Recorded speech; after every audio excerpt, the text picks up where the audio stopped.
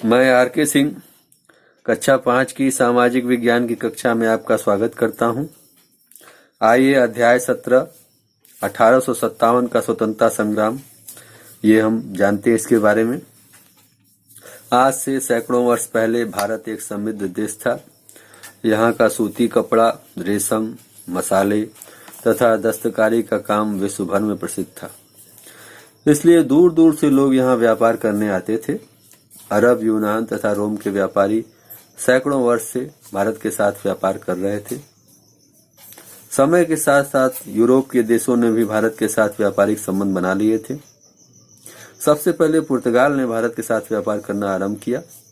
वर्ष 1498 ईस्वी में पहला पुर्तगाली जहाज कालीकट पहुंचा। उस जहाज का कप्तान वास्को डी गामा था। कालीकट केरल में है। कालीकट उन दिनों अपने मसालों के लिए विश्व में प्रसिद्ध था।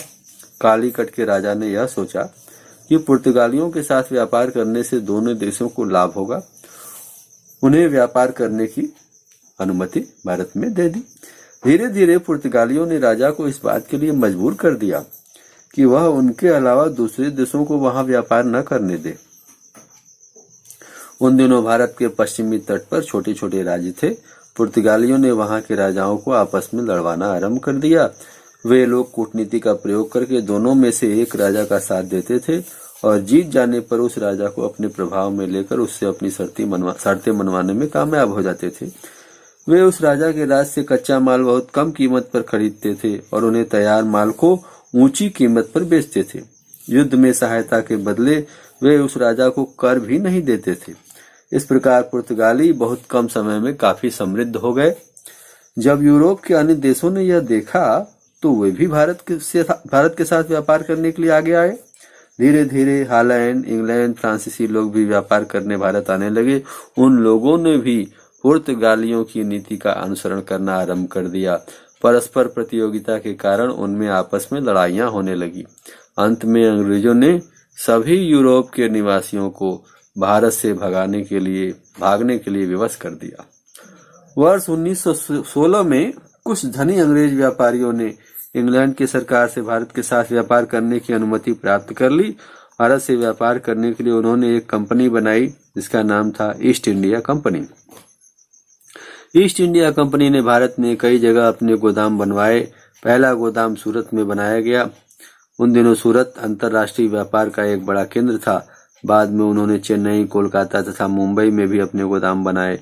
इन गोदामों की सुरक्षा के बहाने इन स्थानों पर किले बनवाए गए तथा वहां पर छोटी छोटी सेनाएं तैनात की गईं।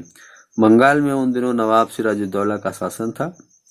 उन्हें ईस्ट इंडिया कंपनी द्वारा किले बनवाने तथा सेना रखना पसंद नहीं आया। इसलिए उन्होंने कंपनी को किले पर से तोपें हटाने का आदेश दिया, परंतु अंग्रेजों ने उनका आदेश मानने से इनकार कर दिया, जिसके कारण सिराजुद्दौला और अंग्रेजों में लड़ाई छिड़ गई।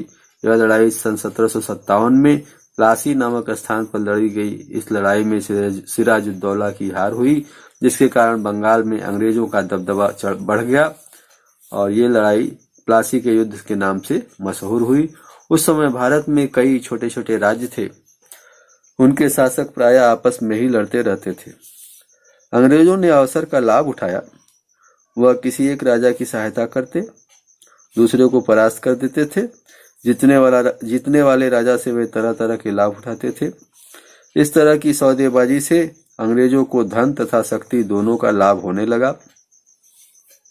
अंग्रेजों के पास संगठित और प्रशिक्षित सेना थी और उनके पास अच्छे हथियार भी थे। इसलिए धीरे धीरे उन्होंने देश के बहुत बड़े हिस्से पर कब्जा कर लिया। अब वे बड़े राजाओं के शासन में भी हस्तक्षेप करने लगे।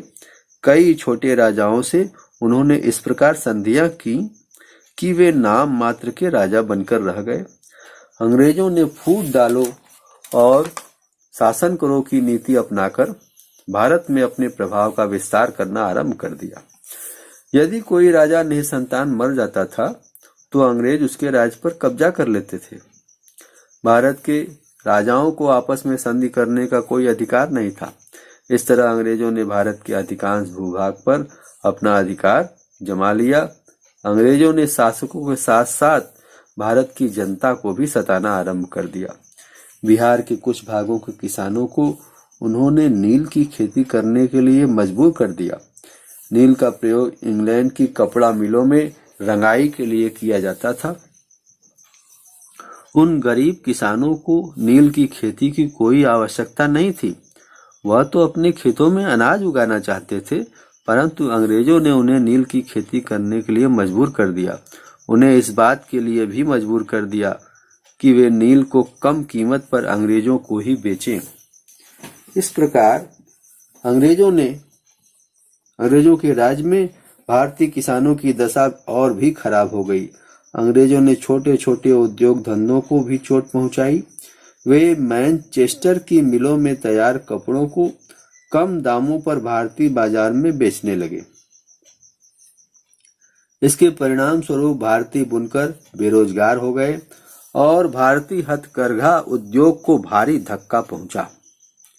अंग्रेजों की नीति भारतीय व्यापारियों को हतोत्साहित करने की थी, जिससे कि भारतीय व्यापार समाप्त हो जाए। उन पर कई प्रकार के कर लगा दिए गए, जिससे उनका व्यापार फल फूल न सके।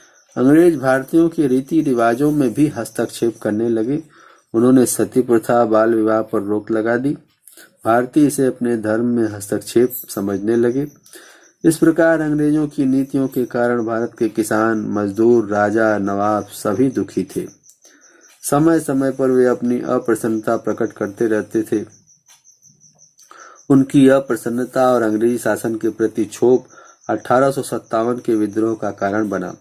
यह एक महत्वपूर्ण घटना थी। विद्रोह का आरंभ ब्रिटिश सेना में काम कर रहे भारतीय सैनिकों ने किया।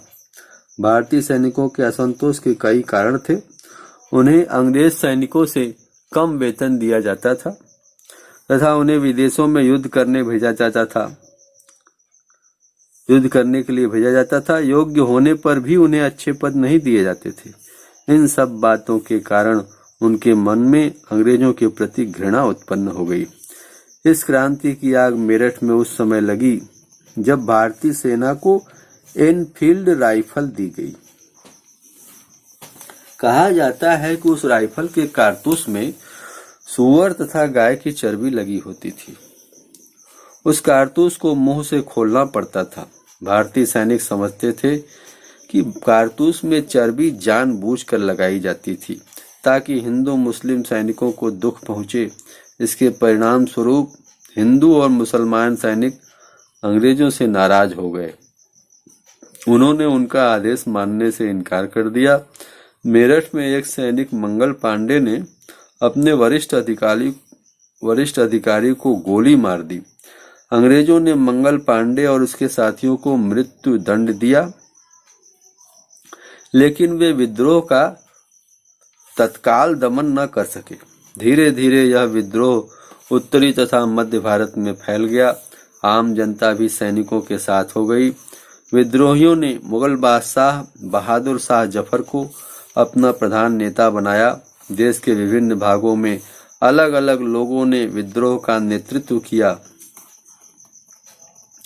इनमें नाना साहब, तात्या टोपे, लियाकत अली आदि के नाम प्रमुख हैं।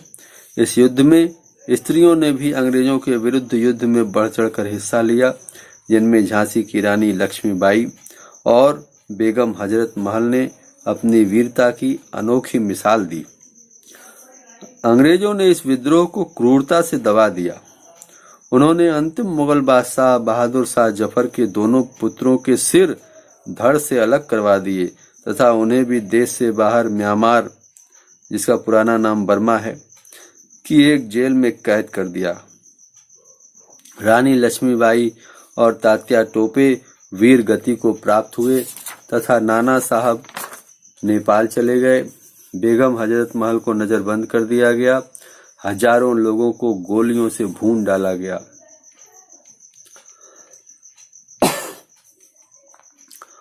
और सैकड़ों को तोपों के मुंह से बांधकर उड़ा दिया गया।